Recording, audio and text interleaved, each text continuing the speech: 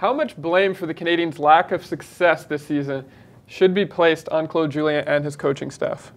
God, you know, I hate like this guy. It's everybody. Goes from the top. It starts with the owner, right to the GM. And as far as the coaching staff, you know what? You only have so much to work with. We're talking about they need a #1 center. They don't have it. You know, back end. Oh, we needed someone to play with Weber. They don't have it.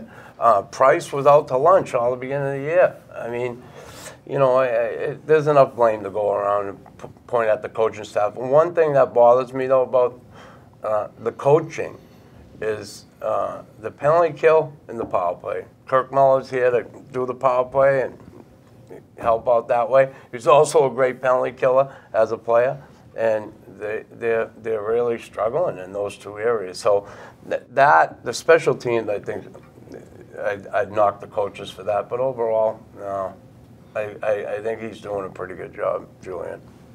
I've mentioned on this show before that, you know, when Julien came in, I can't remember ever an NHL coach, a new NHL coach coming in and not changing any of his assistants, keeping the entire assistant coaching staff that was there before he came. And I think Marc Bergevin's fingerprints are on that.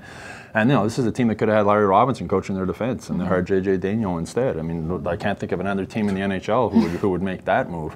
So the coaching staff, I think there is, as Chris said, you know, special teams are a lot of that is coaching and systems, and the power play has been better, improving. Their penalty killing is still terrible. I think that's a lot. Some of that has to go on the assistant coaches, especially and penalty killing, and the goal. Well, that's true, and the goalie earlier in the season. Goal is your best penalty killer. But I mean, everybody's to blame for where the Canadiens are. But you know, you got to play the cards you're dealt, and Claude Julien doesn't have a lot of aces in his hand. Got a bad hand. Yeah, and he's not a magician either, so he can't make magic happen with this team. I think it's mainly more on he doesn't have the players to coach them, so I wouldn't fully put the blame on him. But as Chris and Stu said, everyone shares some blame in this one. Okay.